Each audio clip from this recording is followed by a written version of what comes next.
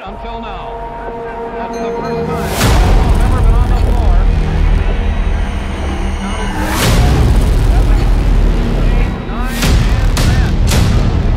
Una medalla es arrojada a un río. El aleteo de una mariposa cambia el rumbo del mundo. Una causa. Una voz. Un defensor. Una ideología que transmite al mundo. Un símbolo de paz. Un símbolo de justicia. Una guerra a miles de kilómetros que no es para él. Injusticias. Racismo. Segregación. Desilusión. Un país lo condena al abismo. Influencia. Fe, recuperación, un ingenio que lo hace eterno. Un campeón muere y nace la leyenda de Muhammad Ali.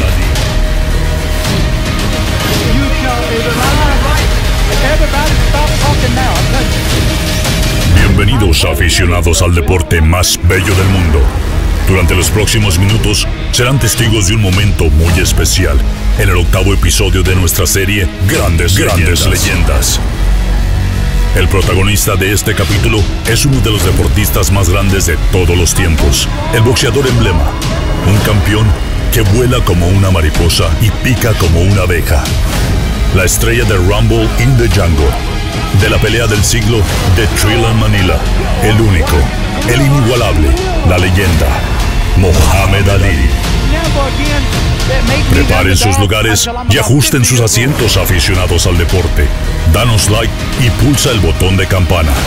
Te invitamos a que te quedes con nosotros y disfrutes de una presentación de EBD Boxeo.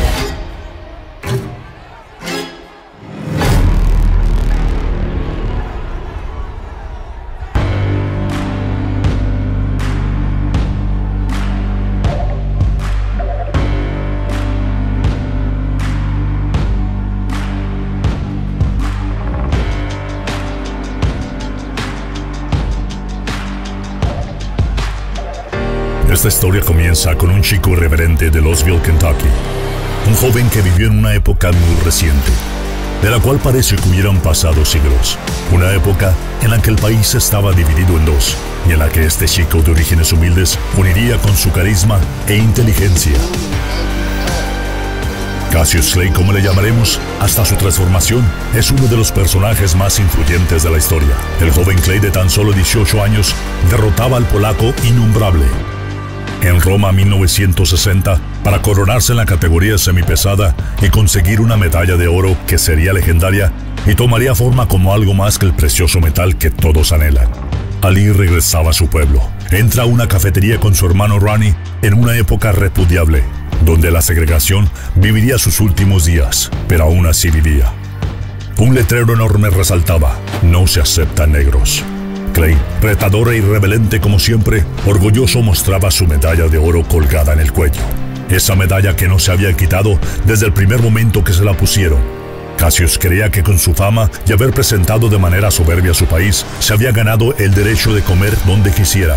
Pero no fue así. El propietario le encara y le dice que no puede estar ahí, mientras el entonces Cassius le mostraba su medalla retirándose. La leyenda dice que su tan preciada medalla fue arrojada a las negras aguas del río de Ohio. Otros dicen que la perdió. La respuesta es incierta. Es un misterio que vive y vivirá por siempre. Ali sentía que ese metal ya no valía nada y representaba un logro que estaba manchado por indiferencia hacia sus ancestros. Tan solo unos meses después de su éxito olímpico, Clay debuta con grandes expectativas. Tras ganar una seguidilla desde su debut de 18 triunfos con 14 knockouts, enfrenta en el Reino Unido al siempre combativo Henry Cooper. Cassius, tan rápido de manos como su boca, había pronosticado que noquearía a Cooper en el 5º round y lo cumplió. Cooper manda la lona a Muhammad por segunda vez en su carrera en el 4º round y estuvo a punto de noquearle. Aquí se suma otra de las leyendas que inmortalizaron a su entrenador de toda la vida, el gran Angelo Dundee. En el momento que Clay cae con el gancho de izquierda a la mandíbula, suena la campana. y a duras penas se reincorpora. Ángelo trataba de manera desesperada de reanimar al noqueado Ali. Sales aromáticas, palmadas, gritos, cachetadas. Todo intentó. En un momento de astucia, Ángelo llama al referee y le indica que el guante de Ali está rasgado, en una clara acción para ganar tiempo. Dandy, años después, declara que el guante ya estaba rasgado y le metió el pulgar para hacerle más grande. Los grandes peleadores están hechos para momentos grandiosos. Clay, de 22, se enfrentaba a Sonny Liston por el título mundial de los pesos pesados en una pelea que nadie daba oportunidad a Ali. Dos de las más grandes figuras del boxeo eran presentados: Joe Louis y Rocky Marciano. Como si ese fuese el presagio de que a partir de esa noche el boxeo no sería igual. Clay provocó a Liston por meses, llamándole oso feo, que lo noquearía, que lo destrozaría, recurriendo a sus sabidurías que tenían como intención meterse en la mente de su oponente y desequilibrarle. Cassius Clay es nombrado por última vez y da su última gran presentación. Clay derrota a Liston en el sexto round, alegando una lesión en el hombro, en una de las grandes sorpresas hasta ese momento de la historia del boxeo. La pelea fue nombrada como la pelea del año por la revista The Ring, para después ser nombrada la pelea de la década. Cassius Clay se cambiaba el nombre por Cassius X, para después transformarse en el mítico personaje llamado Muhammad Ali. Todo mundo estaba inconforme en la primera pelea entre Liston y Ali. Se esperaba que el resultado fuese diferente. Una hernia del nuevo campeón había postergado el combate 1 año y 3 meses. El nombre de Muhammad Ali salía a relucir por primera vez en pósters y carteleras. Aún a pesar del desenlace en la primera pelea, el Consejo Popular creía en Liston. Ali ni se despeina y lo derrota en el primer round con un golpe que aún hasta el día de hoy no se aprecia, el famoso golpe fantasma. El final llega cuando Ali conecta un derechazo y falla una izquierda que centellante se desaparece en el ring. Liston cae, mientras en el suelo Ali le gritaban: "Levántate, imbécil, levántate". Walco, el referee, empieza a contarle y reanuda el combate. Ali se lanza y Walco lo separa, ya que le avisaban que Liston no estaba levantado a tiempo. El desenlace concluye ante el desconcierto y rechifla de los asistentes. Siempre se sospechó que Liston, un ex convicto ligado a Hampa y la mafia, se había vendido. La primera teoría decía que Sonny se había dejado perder por cobrar las apuestas que se encontraban al 3-6-5. Y la segunda teoría decía que debía dinero a la mafia y lo habían sentenciado. Surgieron distintas conspiraciones donde estuvo inmiscuido hasta el FBI. 9 defensas del título destacadas. Victorias ante Patterson, Chuvalo, Cleveland Williams y su última pelea ante el contendiente número 1, Zora Fowley. El 28 de abril de 1967, tan solo un mes después de su pelea entre Foley, Muhammad Ali es citado en el centro de reclutamiento de Houston. El trámite rutinario se volvió en un momento histórico. Ali únicamente debía pararse al escuchar su nombre y no lo hizo. Muhammad comentó: "No voy a ir a una guerra a miles de kilómetros. El Vietcong nunca me ha hecho nada. Ellos nunca me han llamado negro de forma despectiva". Ali fue citado en una audiencia para escucharle y darle una segunda oportunidad de aceptar el reclutamiento, y se volvió a negar, por lo que lo llevaron a juicio. En el juicio, que se llevó a cabo en junio, en el jurado lo declaró culpable y el juez le sentenció a 5 años de prisión y $10,000 de multa. Aunque fue librado bajo fianza, su pasaporte fue confiscado y no le permitió pelear ni salir del país por 3 años y medio. Ali, en ese entonces de tan solo 25 años, es suspendido en su prime y es despojado de su título por la Comisión de Nueva York. En ese momento era la comisión más poderosa. Ali recorrió el país dando conferencias y poco a poco la sociedad norteamericana comenzó a inclinarse por su postura. A partir de entonces, Ali luchó y luchó. Presentó varias apelaciones sin éxito. La guerra en Vietnam transcurría y el pueblo estadounidense cada vez cuestionaba más al gobierno, ya que hijos, padres, hermanos, después de irse, no regresaban a su casa. Fue hasta 1970, en una corte de Texas, se le dio el fallo a su favor. El 10 de septiembre de 1970 se anuncia el regreso de la leyenda Muhammad Ali, quien ahora era más famoso que hace 3 años. Ali se había convertido en el símbolo perfecto de una sociedad en transición que empezaba a ver con malos ojos todo el tema relacionado con la guerra. El gran regreso de Ali se dio ante Jerry Quarry, al que no tuvo problemas de vencerlo.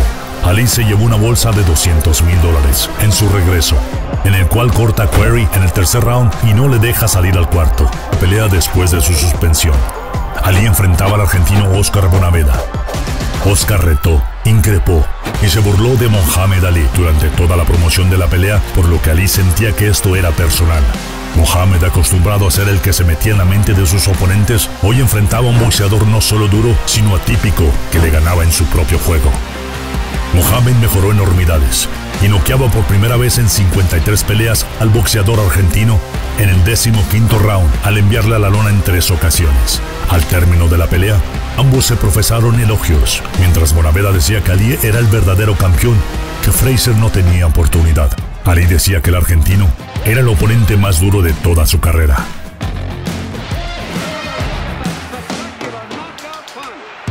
Hay eventos deportivos que quedan en la memoria de la gente. Este fue uno de ellos. Estamos en 1971. La guerra de Vietnam es despiadada. Richard Nixon es el presidente y las manifestaciones en USA están al borde del colapso. Pocos recuerdan, pero minutos antes, el hermano de Ali, que llegaba con 7-0, perdía con un desconocido Denny McAliden. Mohamed Ali y Joe Frazier representaban polos opuestos de la sociedad. Ali es apoyado por la juventud y los liberales. Frazier tiene el apoyo de los blancos y las personas de avanzada edad. Esta pelea era algo más. Es una cuestión de supremacía, de ideología, y eso la hace más grande. Dos boxeadores invictos, ganadores de la medalla de oro olímpica, los más populares del mundo, protagonizaban la llamada pelea del siglo, en la que se embolsaban cada uno la friolera de $2.5 millones, una cifra ridícula e impensable para la época. Frazier derrota a Ali, derribándole incluso en el round 15. El cuento de héroes sin corona no se concretó. Ali, quien había sido despojado de su título, fue vencido por uno de los más grandes y sin discusión, el gran Joe Frazier, en el inicio de la más grande trilogía de todos los tiempos, pero que únicamente era eso, el inicio, ya que lo que vendría sería mejor.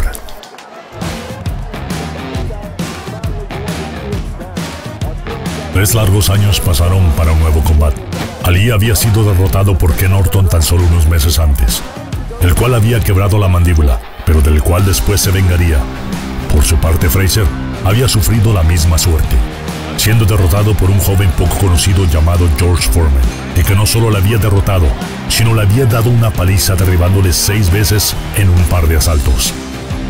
Las derrotas en ese lapso no empañaron en nada su segundo enfrentamiento. La pelea no era por el campeonato, pero como si lo fuera. El ganador enfrentaría al gigante Foreman por la supremacía de los pesados. Si se preguntan por qué la pelea tardó tanto y no se concretó de manera inmediata, la respuesta es simple. Joe Frazier se sentía traicionado. Frazier apoyó en todo momento a Ali cuando perdió su licencia para tratar de recuperarla, que incluso dicen las historias le prestó dinero. Ali solo lo humilló e insultó durante la promoción de la primera pelea, llamándole gorila, feo e ignorante. Joe no solo le perdonó mucho tiempo lo que él consideraba una traición a muerte, sino que lo dio por mucho tiempo. Frazier, que dividió su bolsa de manera equitativa en la primera pelea, decía que primero muerto que volverle a dar la mitad de la bolsa a Ali. Frazier prefirió ganar menos de $1 millón y pelear contra Foreman que hacer más rico a su oponente. Ali, uno de los boxeadores más inteligentes de la historia, aprendió de su primer enfrentamiento y, si bien es cierto no fue una pelea desigual, hizo lo necesario para derrotar a su primer verdugo. Ali está de vuelta.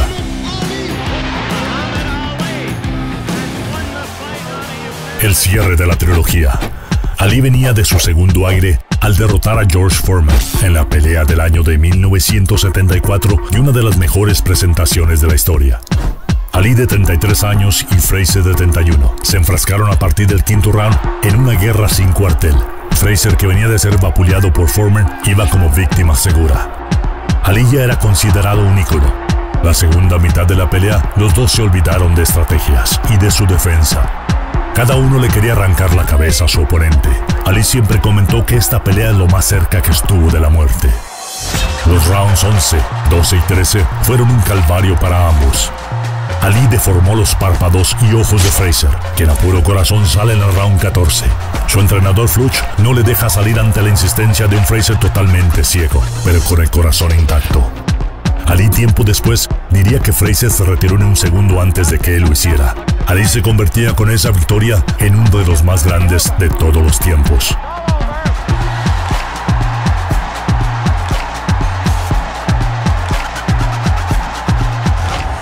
Rumble in the Jungle.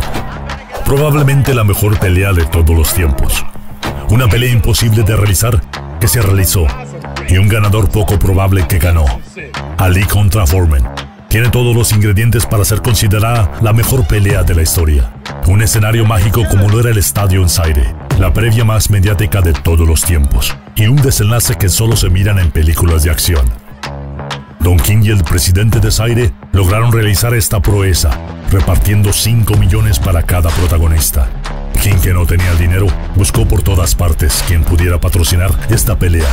Y el dictador, conocido simplemente como Mobutu, miró la mejor oportunidad de limpiar su imagen y mostrar al mundo su país. Si alguien no conocía a Zaire, a partir de hoy, esto cambiaría.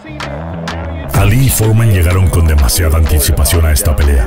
El aclimatarse era fundamental en sus estrategias. Ali recorría las calles de Zaire entrenando, mientras Foreman estaba concentrado en su hotel. El Ali Bomaye, que quería decir Ali Mátalo, se hizo viral cada día que pasaba. Ali tenía más y más seguidores y Foreman era cada vez más repudiado. Foreman era una fuerza imparable. Cuenta la historia que el equipo de George rezó para que su pupilo no matara a Ali, quien tenía el respeto del mundo entero. La pelea inicia con un Ali de 32 años, lejos de estar en su mejor momento. La velocidad centellante, los movimientos de pies y la velocidad de manos ya no estaban ahí, pero las sabidurías y verborrea estaban mejor que nunca. Foreman, de tan solo 25 años, había continuado ganando la medalla de oro y fue el sucesor de Ali y Frazier. El consenso general no era ver si ganaba Foreman, era ver en qué round era noqueado Ali. Foreman empieza fuerte, conectando con los mejores golpes a Ali, quien poco a poco se va contra las cuerdas. Pasan los rounds 6 y 7, parece que es cuestión de tiempo. El temible golpeo de Foreman parece haber encontrado su cometido. Para el octavo asalto, Foreman está confundido. La estrategia de Ali de irse contra las cuerdas había funcionado. Es momento de atacar, pensó Ali, y conecta y manda la lona a Foreman, que no se levanta. Los casi 60.000 aficionados están en júbilo. Ali derrota al indestructible, noquea al innoqueable y le decía al mundo que era el más grande. Este sería el único knockout que recibiría Foreman en casi 80 peleas. De ahí el tremendo poder de Muhammad Ali, que siempre fue infravalorado.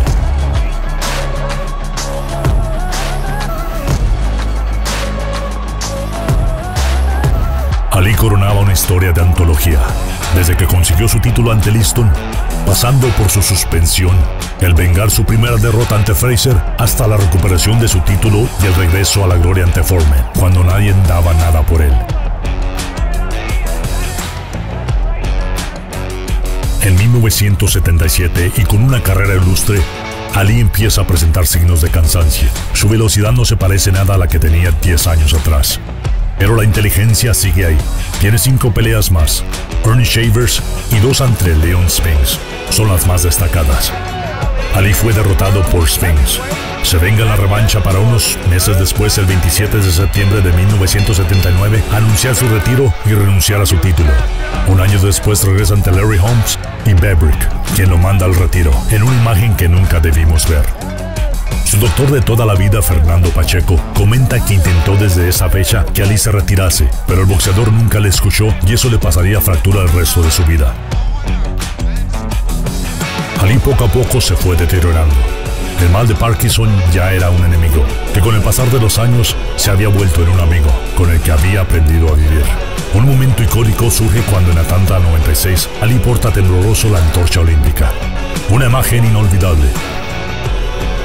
Un par de días después, en un partido de básquetbol, Ali recibe la reposición de la medalla extraviada, en un momento nostálgico y para toda la vida. Esa medalla de la que nunca se supo a ciencia cierta dónde quedó.